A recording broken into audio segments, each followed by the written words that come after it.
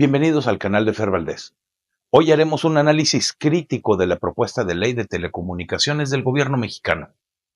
Ya hemos dicho en otras ocasiones que esto me preocupa por la censura que promete, ya que las telecomunicaciones son esenciales para derechos como la educación, la libertad de expresión y el acceso a la información.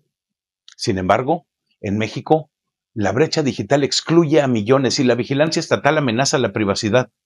Esta propuesta, impulsada por la administración de Claudia Sheinbaum, aún no es ley, pero ya genera alarma por ser ineficiente, ineficaz y autoritaria. Carece de claridad, sus soluciones son inviables y medidas como el padrón de usuarios refuerzan el control estatal. La presión social de las últimas semanas logró cambios anunciados en la mañanera por Pepe Merino, la eliminación de artículos censores, la creación de un órgano regulador tipo COFETEL y la prohibición de asignaciones gratuitas a dependencias federales con fines comerciales.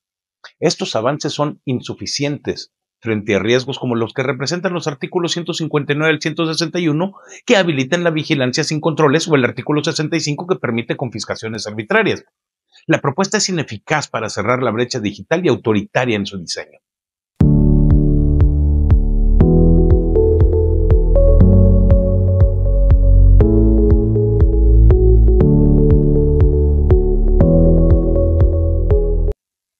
La brecha digital excluye a más de 30% de los mexicanos de acceso a Internet, según el INEGI, y en zonas rurales supera el 50%. La propuesta de ley reconoce el Internet como un derecho humano, pero es ineficaz al no incluir un plan viable para financiar la infraestructura. Sin subsidios, comunidades marginadas seguirán desconectadas, perpetuando las desigualdades que ahí se sufren. El artículo 35, que apoya redes comunitarias, es una promesa vacía que no tiene recursos claros. El artículo 30 reserva el espectro para fines sociales, pero el 65, que permite rescatar frecuencias por interés público sin definiciones, podría desviar recursos a fines políticos, como en la ley Televisa. En la mañanera se anunció que no habrá asignaciones gratuitas a ninguna dependencia con fines comerciales. Un pequeño avance, pero insuficiente para garantizar la conectividad. La propuesta es completamente ineficiente por su falta de presupuesto y enfoque centralizado, que, por cierto, ignora necesidades locales. Políticamente, alardea de inclusión, pero no aborda la calidad del servicio ni los costos para los usuarios pobres. Esta reforma es un ejercicio retórico que no va a reducir la brecha digital, condenando a millones de mexicanos a la exclusión. Si se aprueba sin cambios, será un fracaso estructural, evidenciando su ineficacia para cumplir con las necesidades reales del México actual.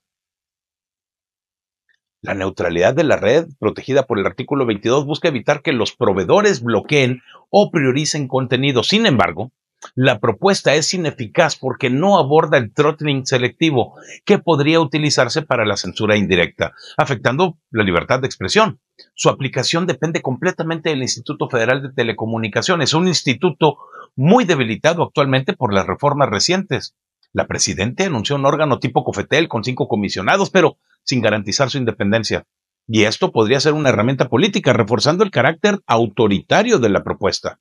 Los artículos 159 al 161, que permiten conservar datos de comunicaciones por 24 meses sin controles judiciales, sugieren que el gobierno podría monitorear contenidos socavando la neutralidad.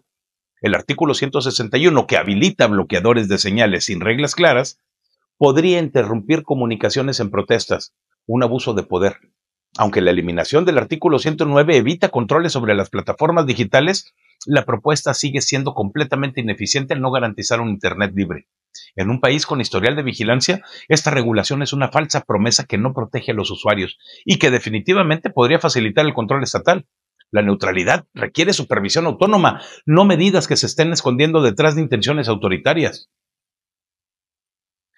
El artículo 8, propone un padrón de usuarios de telefonía móvil con datos biométricos, una medida que es autoritaria y que amenaza la privacidad y que regresa a la necesidad del gobierno de tener nuestra información biométrica cuando sabemos que es incapaz de garantizar la privacidad de los ciudadanos. El gobierno argumenta que combatirá fraudes, pero es completamente ineficaz. México tiene un historial de filtraciones como el Repube, que expuso millones de datos. Una base centralizada es vulnerable a hackers y el abuso estatal. El artículo 25 exige consentimiento, pero no limita excepciones por seguridad nacional. Esto junto con los artículos que ya les mencionaba del 159 al 161 que permiten la retención de datos sin supervisión judicial, evocan casos como Pegasus, en donde se espió periodistas. Organizaciones como R3D advierten que el padrón viola derechos humanos afectando a activistas y víctimas de violencia que necesitan anonimato. Es también ineficiente porque va a excluir a comunidades sin identificación oficial como indígenas o migrantes, violando el derecho a la no discriminación. La presión social eliminó el artículo 109, pero el padrón persiste como una herramienta de control, no de seguridad. Sin encriptación ni controles judiciales, esta medida es un riesgo autoritario que no resuelve ninguno de los problemas que pretende abordar. La propuesta definitivamente debería priorizar la privacidad, no la vigilancia masiva. Esta propuesta de ley es autoritaria al facilitar la vigilancia sin límites. Los artículos que les mencionaba obligan a conservar datos de comunicaciones por 24 meses y compartirlos con autoridades sin controles judiciales, violando estándares de la Corte Interamericana de Derechos Humanos. El artículo 32, que exige la colaboración con autoridades, es bastante vago y podría permitir accesos arbitrarios, como en la ley Zedillo.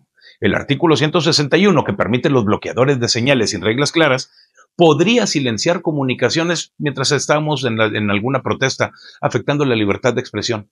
El artículo 65, que habilita eso de rescatar frecuencias por seguridad nacional sin ser tan claro, refuerza este diseño autoritario, permitiendo abusos contra los medios críticos.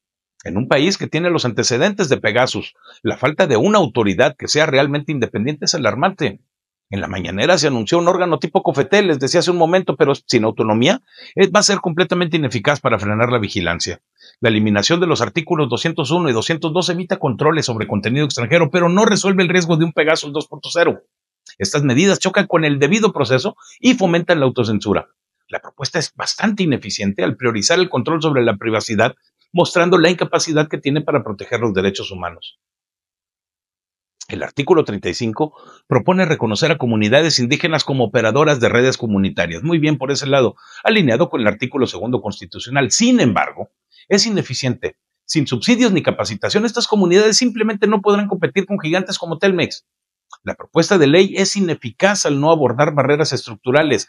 El artículo 30 reserva el espectro para fines sociales, pero el artículo 65, que permite rescatar esas frecuencias por interés público, podría ser usado de forma autoritaria para revocar espectro a redes críticas.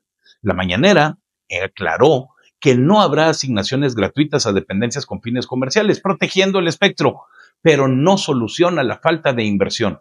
Políticamente, otra vez, la propuesta vende la inclusión, pero su diseño centralizado ignora las necesidades locales. Sin un presupuesto fijo, las redes comunitarias serán un símbolo vacío, perpetuando la brecha digital.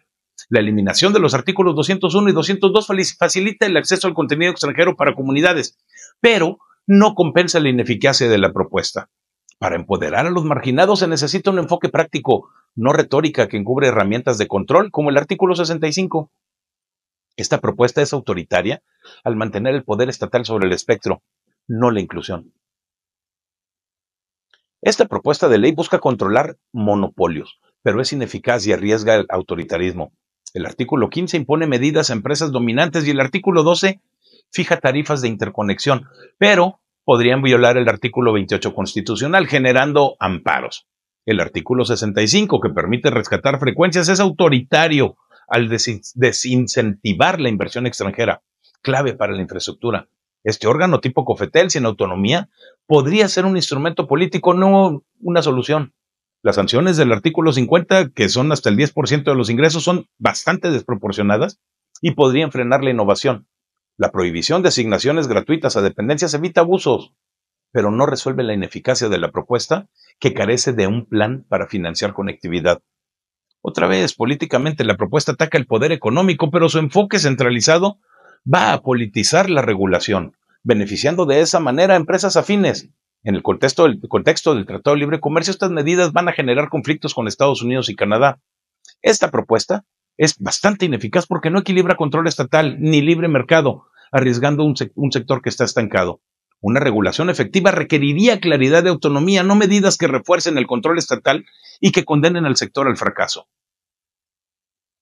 La protección de los datos es crucial, pero la propuesta es ineficaz y autoritaria en estos aspectos también. El artículo 25 exige consentimiento, pero no incluye derechos como el olvido. El derecho al olvido es el derecho a solicitar que enlaces a información personal no aparezcan en los resultados de búsqueda en Internet, especialmente cuando la información es desactualizada o que simplemente no tiene ningún interés público.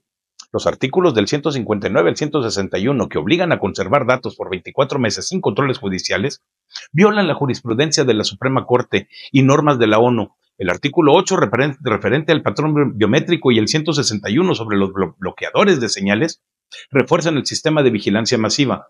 En un país con la experiencia de casos como Pegasus, la falta de un INAI fortalecido es una falla grave. La presidenta eliminó los artículos 201 y 202, evitando estos controles sobre el contenido extranjero, pero no aborda la ineficiencia en la supervisión de datos. El artículo 65, con su vaguedad, va a justificar intervenciones arbitrarias, consolidando un enfoque autoritario. En el Tratado de Libre Comercio, estas fallas podrían generar conflictos con socios que exigen estándares bastante altos. Ahora, la propuesta no protege la privacidad ni genera confianza, mostrando su ineficacia. México requiere una regulación transparente y robusta, no estas medidas que prioricen el control estatal sobre los derechos de los usuarios.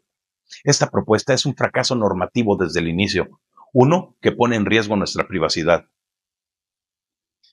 Esto que mandaron reconoce a los medios comunitarios como promotores de la diversidad, pero es bastante ineficiente y arriesga el autoritarismo. El artículo 35 apoya redes comunitarias, pero sin ningún financiamiento. Estas iniciativas no van a prosperar. El artículo 30 reserva el espectro para fines sociales, pero el 65, que permite rescatar aquellas frecuencias por interés público definido vagamente, podría ser usado de forma autoritaria para silenciar a medios críticos. La Mañanera, en ella la presidente, prohibió asignaciones gratuitas a las dependencias con fines comerciales, se los he dicho varias veces, protegiendo el espectro, y eliminó los artículos 201 y 202, facilitando el acceso a contenido extranjero para los medios de comunicación. Sin embargo, esto no compensa la ineficacia de la propuesta, que ignora las necesidades de financiamiento y capacitación. Políticamente, la propuesta vende inclusión, pero su diseño centralizado la hace bastante inviable. Sin recursos, los medios indígenas y afromexicanos van a seguir siendo marginados y la brecha digital va a persistir. La propuesta es simplemente ineficiente al no priorizar soluciones prácticas de autoritaria, al mantener herramientas de control como el artículo 65. Para garantizar esa pluralidad de la que tanto hablan, se requiere una inversión real, no promesas que encubren un sistema de regulación estatal opaco. Esta propuesta ofrece inclusión de papel, no resultados reales. Esta propuesta sigue siendo ineficiente, ineficaz y autoritaria y enfrenta riesgos jurídicos y políticos. Artículos como el 12 y el 50 podrían llegar a ser inconstitucionales por violar la libre competencia. El artículo 8 y los del 159 al 161 son vulnerables por impugnaciones por violar la privacidad. La Suprema Corte de Justicia va a ser clave si esto se aprueba, porque políticamente la propuesta refuerza la narrativa de la 4T. La presidenta anunció algunos avances con la eliminación de estos artículos que les he mencionado, con la creación de un órgano tipo COFETEL y la prohibición de propaganda extranjera, salvo a turismo o cultura. Pero el artículo 65 y el padrón mantienen un enfoque autoritario. La resistencia empresarial podría frenar inversiones y el Tratado de Libre Comercio plantea conflictos por restricciones a la inversión. La propuesta es simplemente ineficiente por su falta de claridad y recursos, e ineficaz porque no va a cerrar la brecha digital ni va a proteger ningún derecho. Su aprobación depende de un Congreso dividido y un IFT debilitado que la condena simplemente al fracaso. Hemos logrado algunos cambios, pero sin autonomía regulatoria la propuesta va a ser una herramienta de control, jamás de progreso. Esta ley de telecomunicaciones que quieren proponer desde el gobierno mexicano es un proyecto ineficiente, ineficaz y autoritario que amenaza nuestros derechos digitales. Promete cerrar una brecha digital y garantizar neutralidad en la red, pero carece de recursos, de claridad y soluciones prácticas. Las medidas como el padrón de usuarios, la retención de datos por 24 meses sin controles judiciales y los bloqueadores de señales que están autorizando priorizan la vigilancia masiva sobre la privacidad, evocando abusos como los de Pegasus. El artículo 65, con toda su vaguedad, permite confiscaciones arbitrarias, consolidando un diseño autoritario que pone en riesgo medios críticos y comunidades y a comunidades marginadas. Hemos logrado algunos avances a través de la presión social, como la eliminación de algunos artículos que se evitaron o que evitan controles censores y que promueven la creación de un órgano como el COFETEL. Sin embargo, estos cambios son insuficientes. La propuesta sigue siendo ineficiente al no financiar infraestructura para comunidades rurales y es ineficaz para proteger los derechos fundamentales de los mexicanos, tales como la privacidad y la libertad de expresión.